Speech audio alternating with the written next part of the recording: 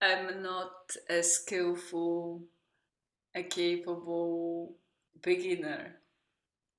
As I as I actually recognize neither beginning nor end, neither end nor beginning. Mm. This is part of my story. Mm. Yeah, really. It feels like whenever I begin, I'm missing the point. You just continue. You're just always continuing. Or Yeah, is it because now? yes, in a way, you know? Yeah, I mean, years ago when I started to write, one of the first kind of thoughts was the thought there is neither end nor there is beginning. Somewhere I kind of somewhere it's there in this Mm. space. So I don't know how to begin. I think you already just began. I You are already continuing. Because isn't that infinite? Isn't that infinity?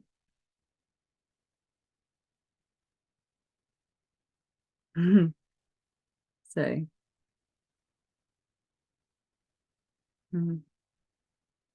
It's interesting too because it makes me think of the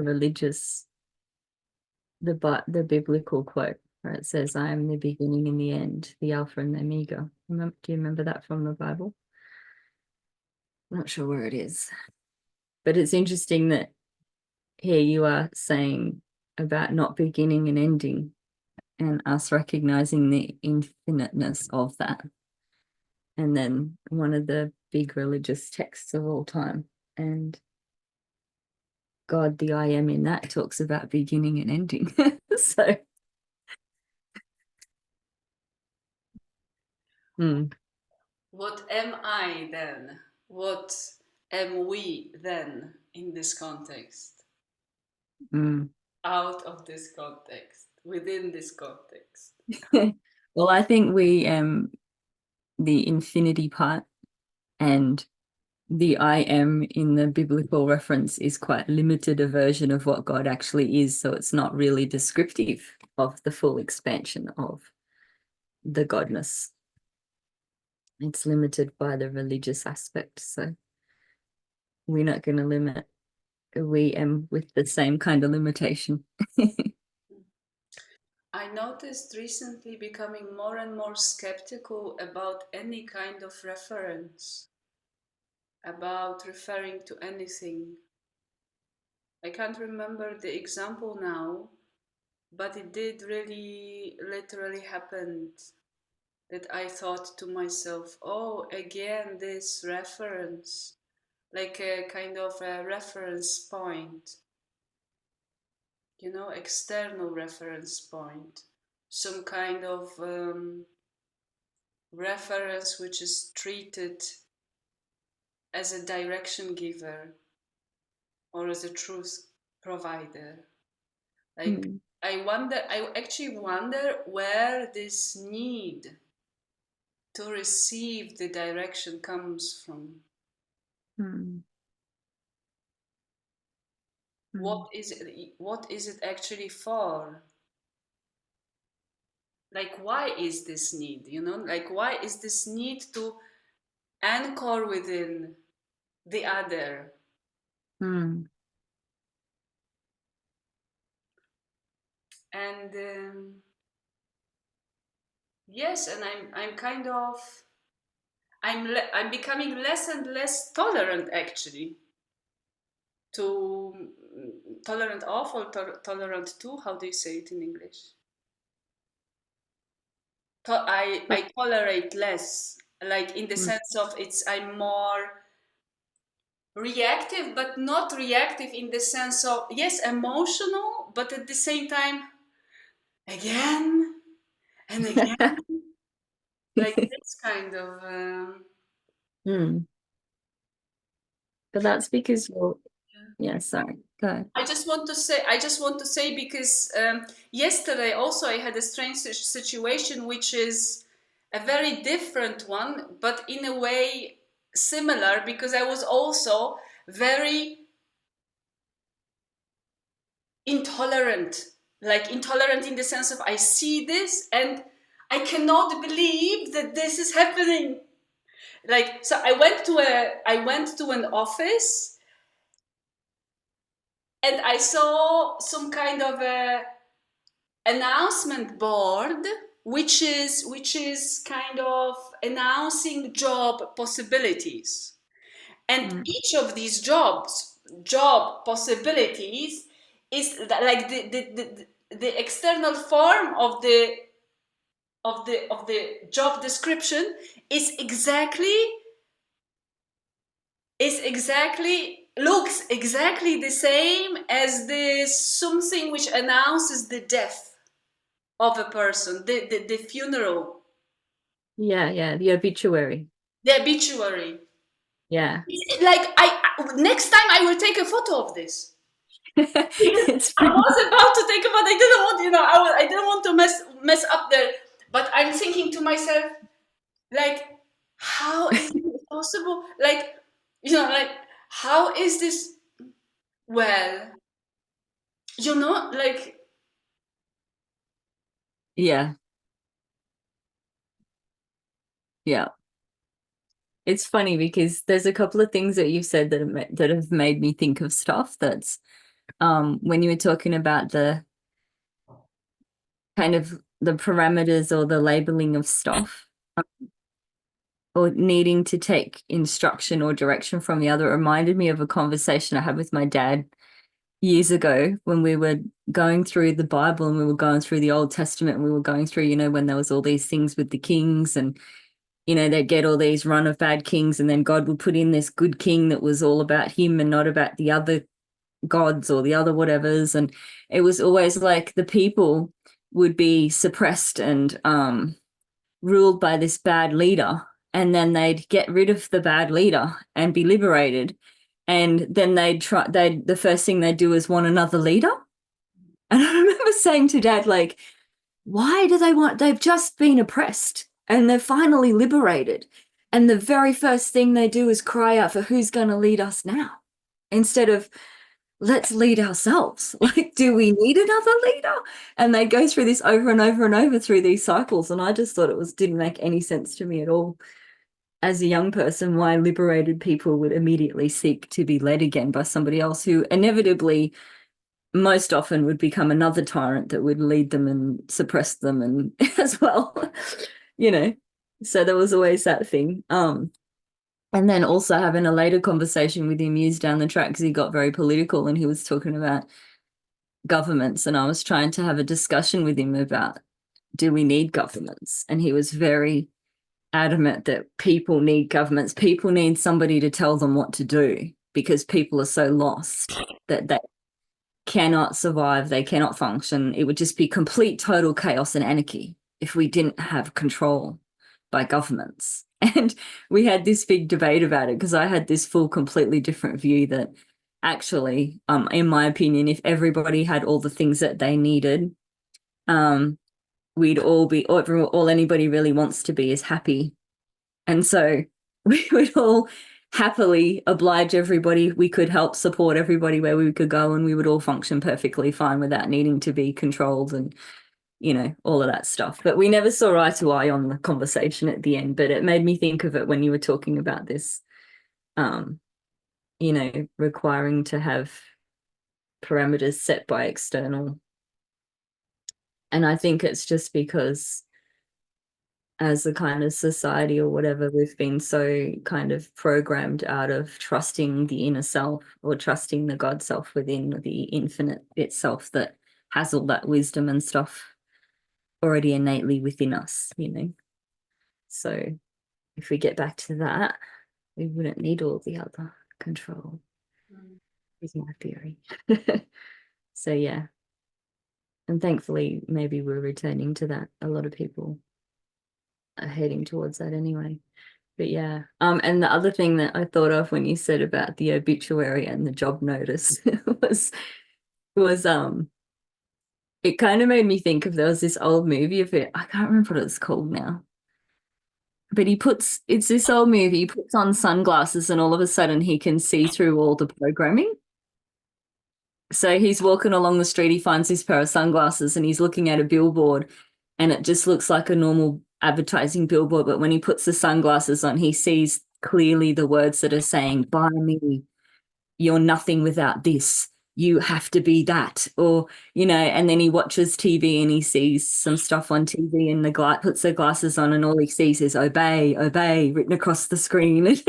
Stuff like that. And it's a pretty cool movie. He realizes actually, he starts seeing that there's, I don't want to get in the movie, but he's kind of realizes that there's an alien control. And when he's got these sunnies on, he sees it and he tries to break the control through breaking a communication tower. But it made me think of it when you were saying about looking at the things and seeing into the, the similarities between the jobs and the death notices. Considering if you ask lots of people working the grind every day, going through their job, doing the motion and not really living. Or another thing makes me think of my dad. He said to me once, we're supposed to work so we can live, not live so we can work. That's what he said. I thought that was pretty. Yeah. So it's almost like you'll put the glasses on when you were at that place yesterday and you saw the Well, property. I was actually wearing the sunglasses. I was actually wearing the sunglasses. And they kept, at the moment I noticed these job notices, I took my stuff and I went to the other wall, which was empty. And I was standing facing the empty wall. Well, what's emptiness, hey, but unlimited I possibility. was very curious. I was very actually inspired. Actually, some months ago, already here, I felt for the first time, actually, I guess I had this experience, that I felt really like a desire to be facing the wall. So I was kind of facing the wall as it was like as if my whole system would would be easily invited into coming down, settling, like. Mm. Yeah, so I was just waiting there, for my turn, facing the wall when I noticed the very inverted, diverted, distorted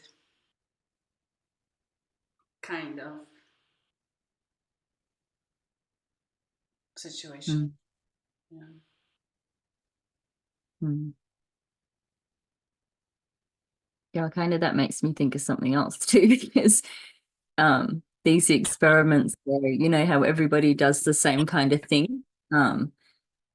And so the thing is about, when everyone gets in an elevator, they all get in the elevator, turn around, face the doors, and face the doors. But if you get in an elevator and you keep your back to the doors and you face the wall at the back of the elevator, people won't copy you if it's just you. They just think you're weird and they ignore you or probably give you side looks. But if you have enough of you and you're in an elevator already and there's 4 of you and you're all facing the wall and new people get in the elevator, they kind of don't know what to do. They're kind of like, do we face the wall as well? Do we copy? Because there's already 4 people facing the wall. So it just kind of creates like this,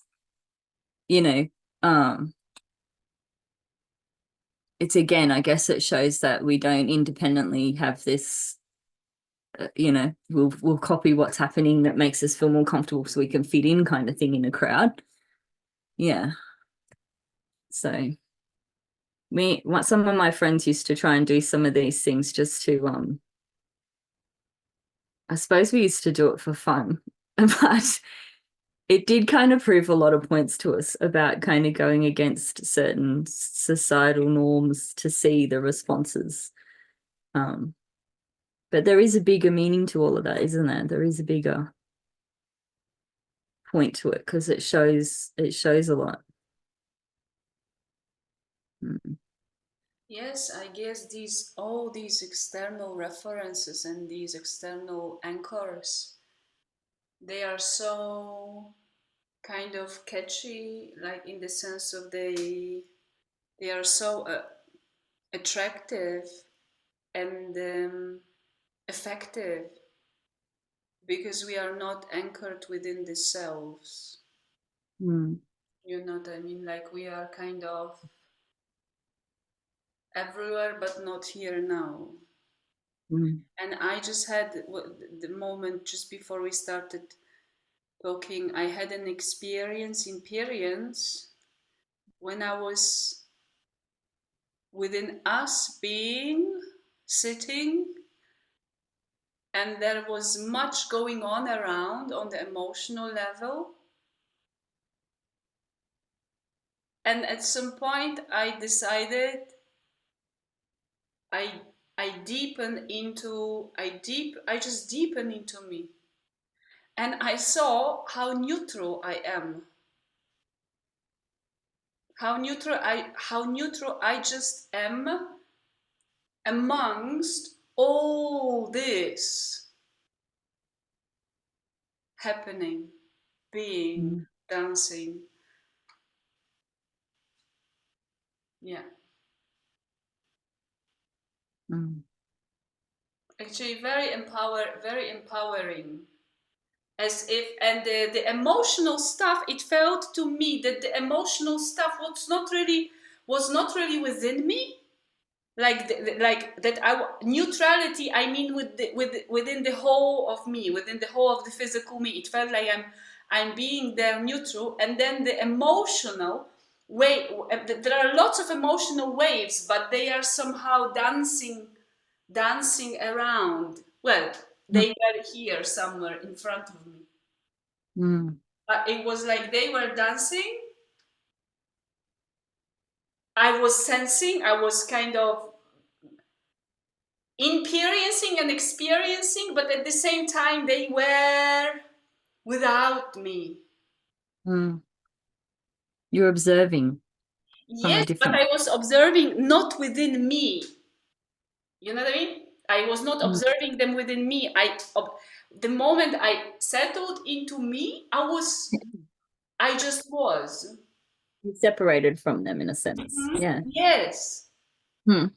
yes, very, very, very free, and like kind of, yes, observing, noticing them, experiencing them dancing in front of me. Mm. Yeah, I get this sometimes too. I know what you're talking about. Mm. Mm.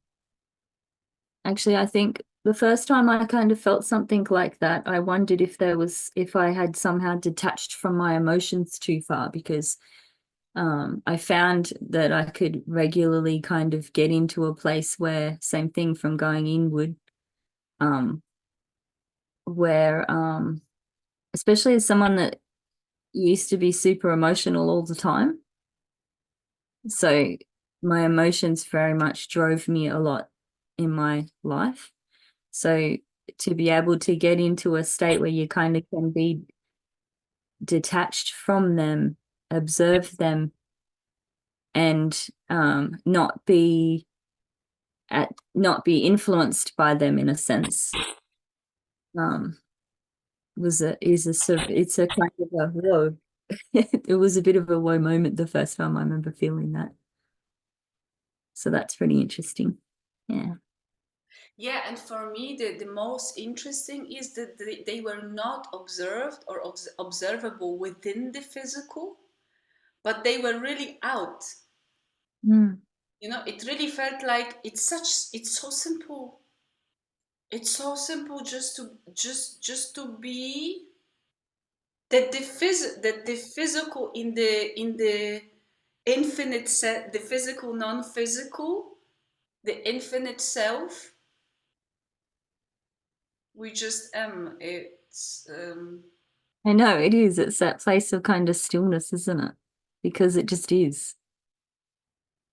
It's kind of what we were describing the other day, like that feeling when in the WeAM part of us, in the oneness part of us too. It's that in that infinite place, there is just this kind of like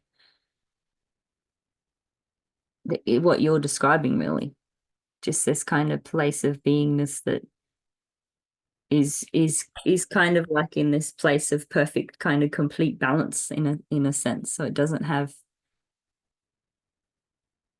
the fluctuations of stuff. It just is. It's in that nowness of the infinite, I think. Mm. Mm. Although having said that, I do feel there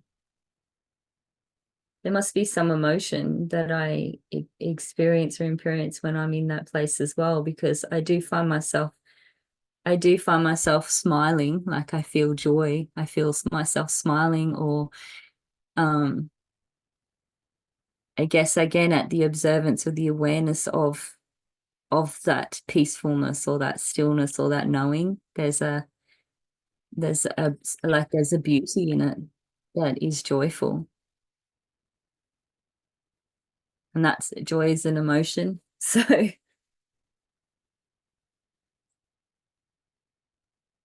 I guess yes and no.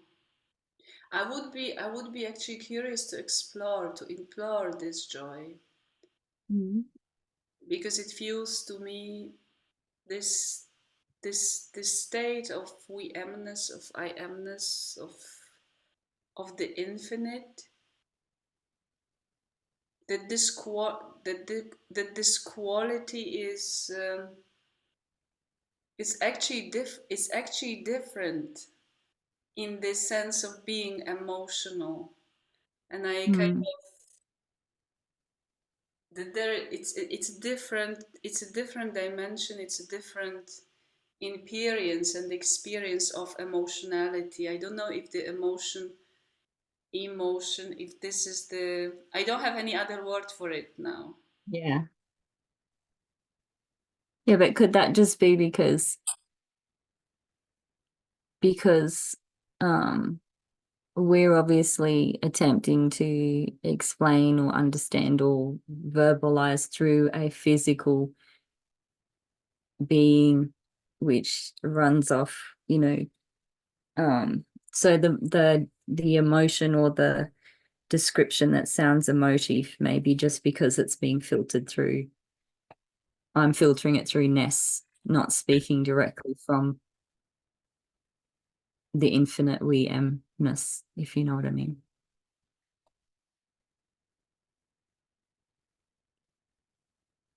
But my proposition would be to speak about it from we amness, from I amness. Okay. I don't know how much speak,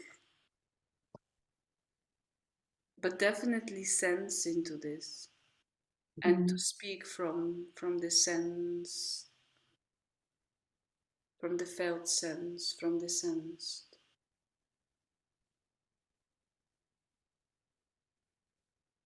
Hmm.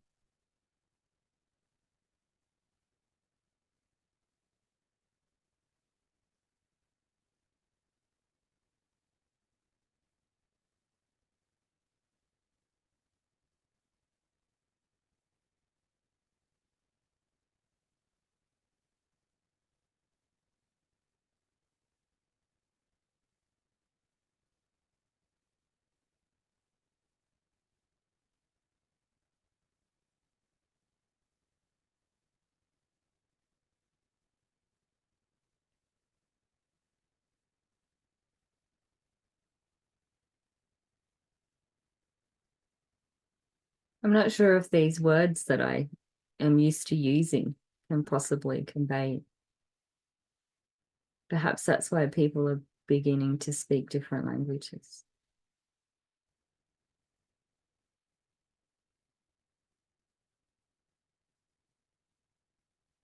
And actually, I feel, which is where I often feel something here in my throat, almost like a blockage of some form.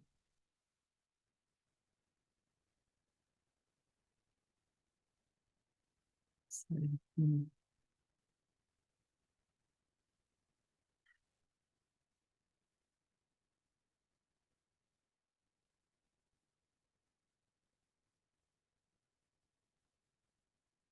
Mhm.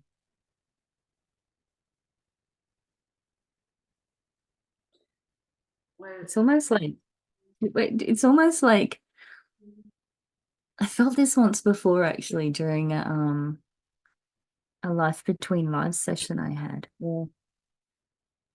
I think it was myself that appeared to me as this radiant being of light. And let me just, and they had some things, I had some things to say. And the lady who was running me through this said, "We'll speak." And I said, like, I felt this overwhelming desire to speak, but it's like it came up through my body, but it got stuck here and it couldn't come past this point.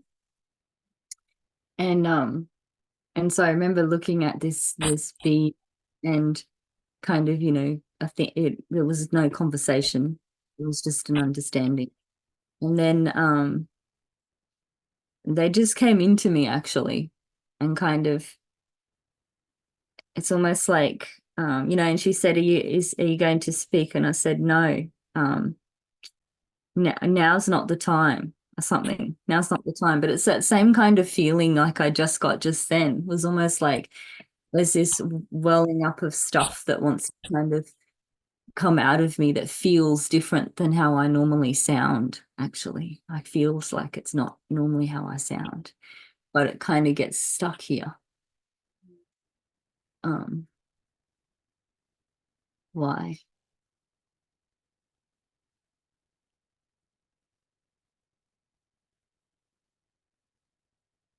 I guess why the first word that popped in my head is fear.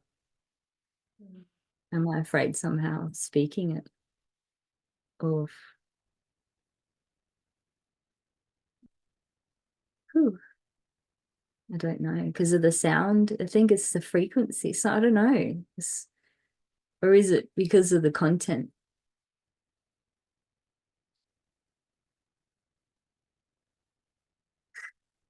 I think it's because I think it's because I'm just feeling this out a bit as I go. Um, it's that same kind of feeling I've had before when I've thought about what's my biggest fear. It is actually kind of embracing the whole power of myself, because it changes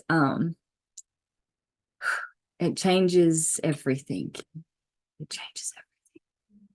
And it's that kind of feeling again, almost like whatever it is that needs to be said is to be said, is is something that will change so much. So I think that's where the fear lies, maybe. How do you feel when I say that? and to me, the first thing that has come is because there is work to be done. Mm. And I just want to say that to me this quality is very different. Is To me it feels like it's very free. Mm. Whatever I describe is very limited. This we know. It's very easy.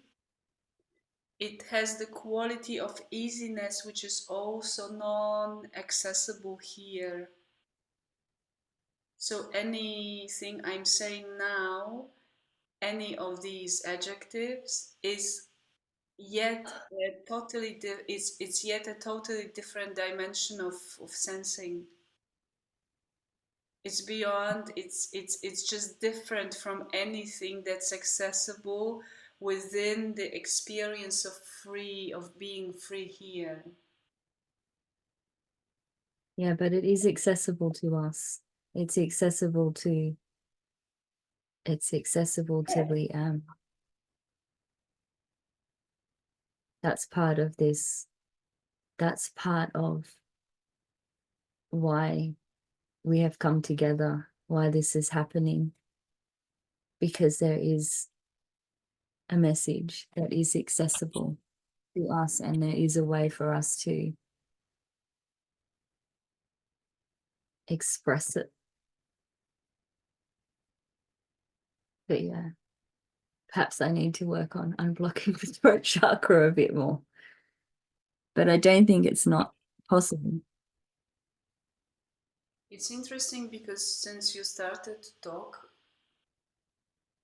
before you mentioned the throat, I felt disturbance within the back of my throat. Mm. To me, it's being now literally within the back of the throat, going up into the upper palate from the back, which is yeah, which is interesting. I think we don't speak through the throat. We speak through the throat, but I don't think it's just the throat. Mm. I think we speak from very different places and spaces within ourselves. Mm. I don't think voice is just within the throat or within the Mm. whole voice apparatus. It's so cool that you've said that, because what I think when you say that, what comes to me is yes, exactly. That's what comes to me when you said that.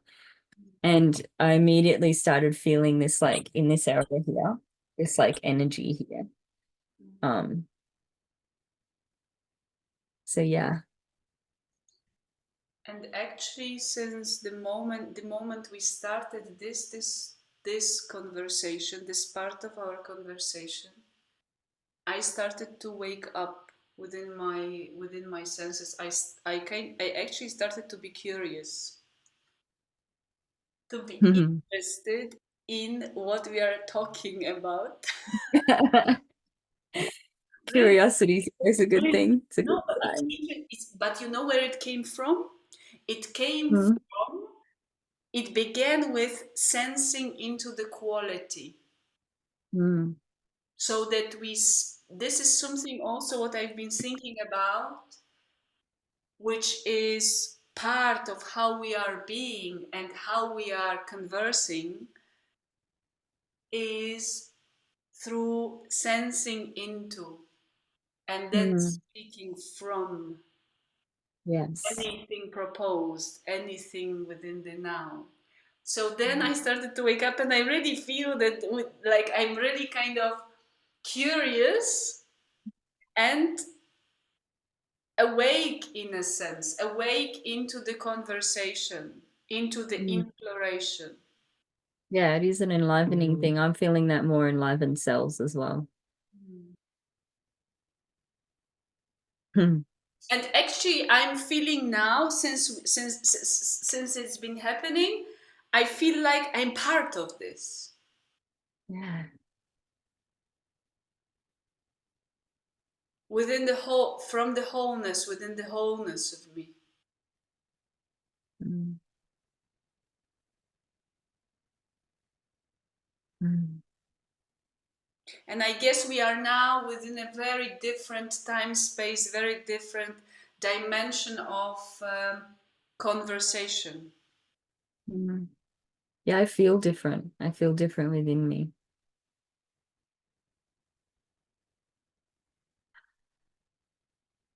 And I guess this is our default state. This is our state to create words, to create the language, to verbalize the non-verbalizable. Mm.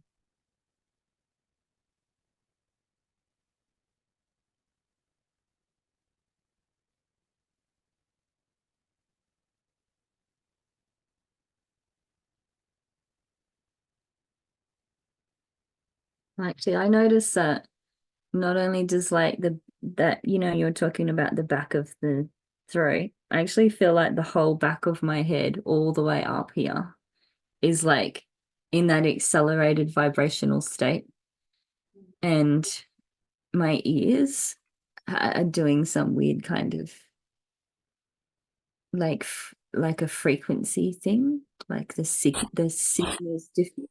there's a signal or something, and my ears are doing this kind of heightened kind of, like they just kind of went in a frequency way. Something's risen in them.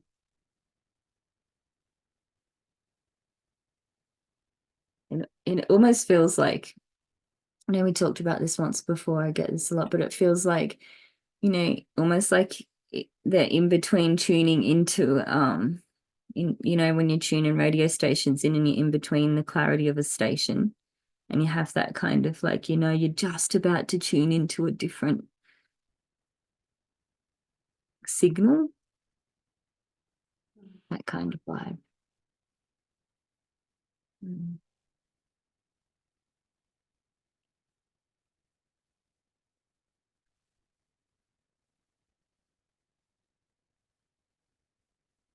Mm.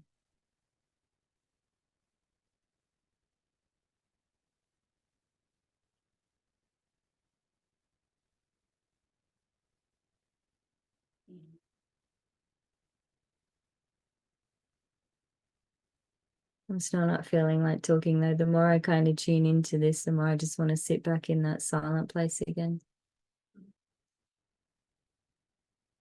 Mm.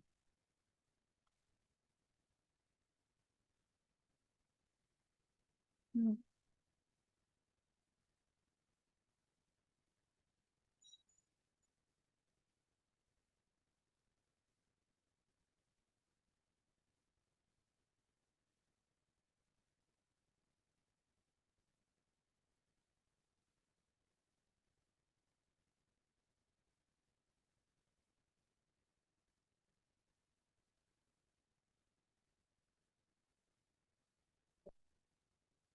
Mhm.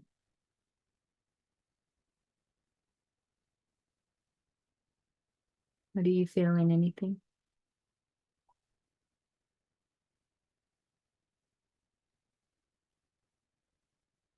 To me, it's as if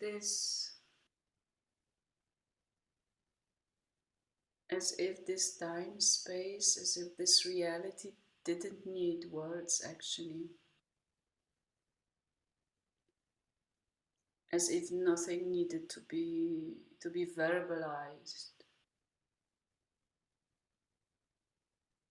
Like the whole artificiality of the language of any construct feels so much more artificial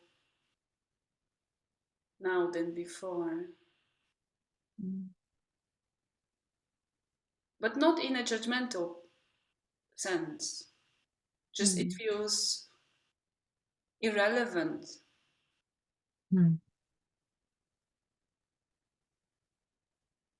I think what comes to me is this kind of, getting back into this experiencing kind of experiencingness.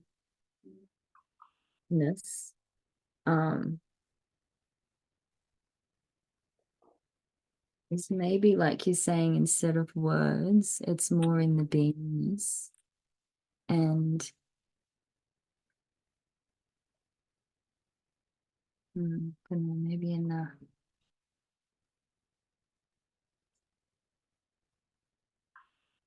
experimentalness. Maybe we experiment more with being in the beingness, with being with the connection through the WeAM that is in the non-local reality. I don't know how else to explain it. They call it non-local reality in physics.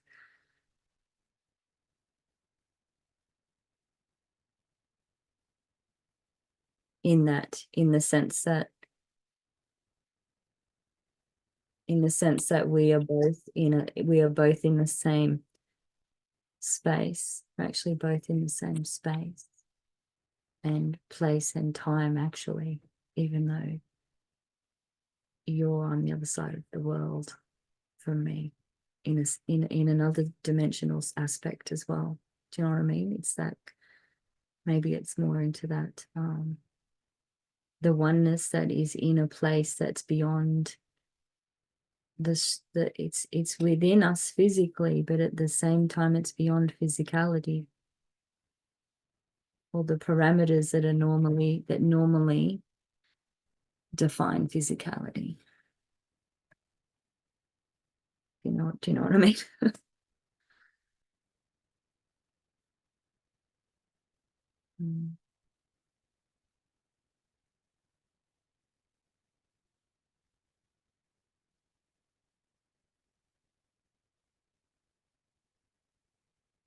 Because like it's not necessarily words, but kind of more the doing or the action or the in the beingness and in the non-being as well that creates, it's just what's coming to me in thinking about this really. Maybe it's anyway, I'm just gonna say it is like okay, for example, the other day when I said to you about holding your hands out and I held my hands out and we could feel energy in our hands, right? As though we actually had hands in hands, but we're on the other side of the world. But there's that experience of actually physically having an experience within. And then also like it was thinking about, some of these things that I've read before about people doing things that are supposedly impossible or are supposedly superhuman or beyond the normal parameters of what people can do, but they happen nonetheless. I mean, I guess energetically, yeah, what I'm thinking of is there's a guy. You see people where they put the heat, if you wanted to use technology to view it, they use the heat technology, what do you call it, where you can see heat and things. And there was a guy that did healing with his hands, and he talked about his hands being really like on fire with electricity, and he would do stuff. Or one guy that held his hand over, a crunched up piece of paper, and the paper caught on fire from accelerating the vibration within that paper. And then they had the heat lights on a guy's hands. You could see the hands like light up really red. And so I'm just wondering, like, if you had something upon, if you could have viewed our hands the other day when we were doing that, would you have seen the accelerated heat in there? Like, it's more about, I guess what I'm saying is not to use technology to do that, but more, I guess I'm just drawing attention to the fact that physical there's physical changes and action occurring within us, via the we-amness, via the connection that we are, so through the non-local reality, through a dimension of time and space that's not limited by what this supposedly physical dimension is limited by. And I say that in supposedly because actually it's not limited as people believe it is, or it's not structured as people believe it is, because of the space in between the matter and all that stuff. But yeah, do you understand what I'm saying? Or am I just sounding insane?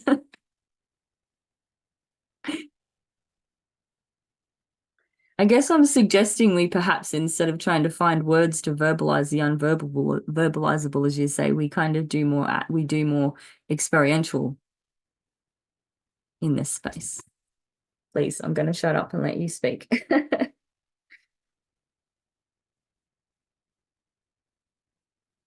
Yes, no, the only thing I wanted to say is that I'm noticing, this is not new to me, but I'm re-noticing how little interest I have for attempting to verbalize,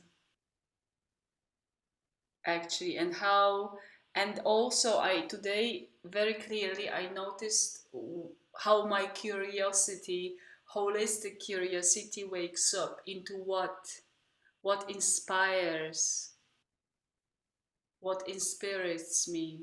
And this is what happened several minutes ago when we went into the Mm. experiment of Mm. sensing. Yeah. So perhaps let's just do that.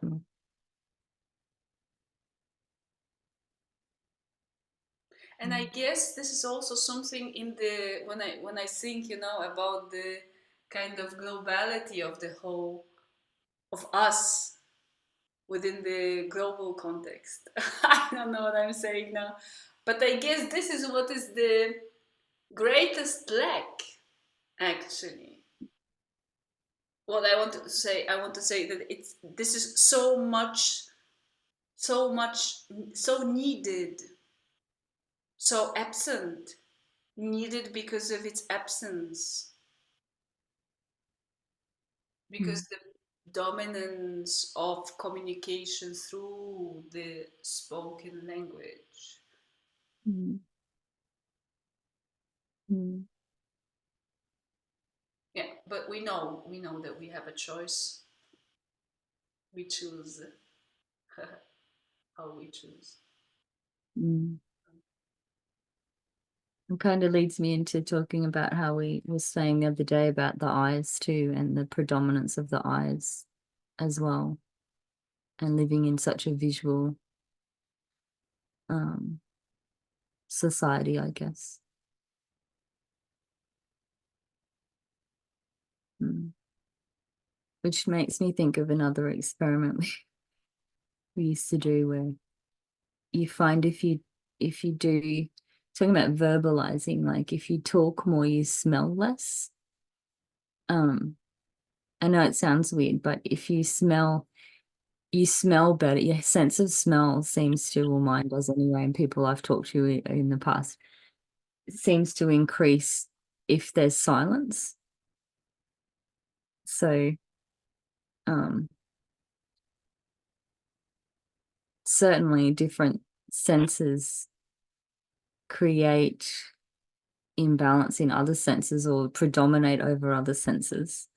So, verbalizing, when you speak, if you're talking, you're not really sensing or being as aware as when you're not talking, if Well, you practice. yes, but I guess also this is a matter of practice. It's a matter of practice. You can be speaking within you sensing. It's Mm. just that normally we don't do it. We are not Mm. still speaking from a felt sense, from the sensing place of being engaged with the senses, through the physical beingness. Mm.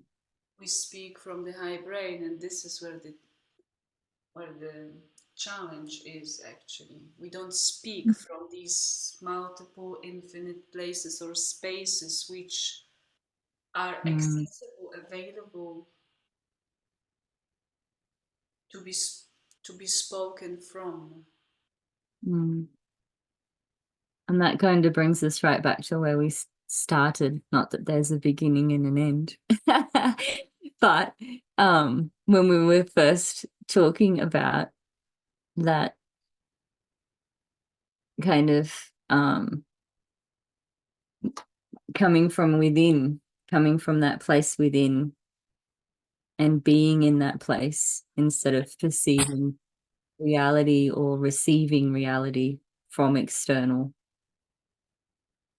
kind of comes back to that, how we were saying at the beginning, because um like you say, if you're speaking, if you're relating or conversating or connecting or anything actually, and you're coming from that inner sense place, in that inner place, instead of from an external place, or from a disconnected, could be any of the places, just disconnected, not in alignment with that natural coherence, then yeah, I guess that's what makes more of um more of a living according to the reality constructed externally instead of one's own reality. I don't know if reality is the right word there, but I think you know what I mean.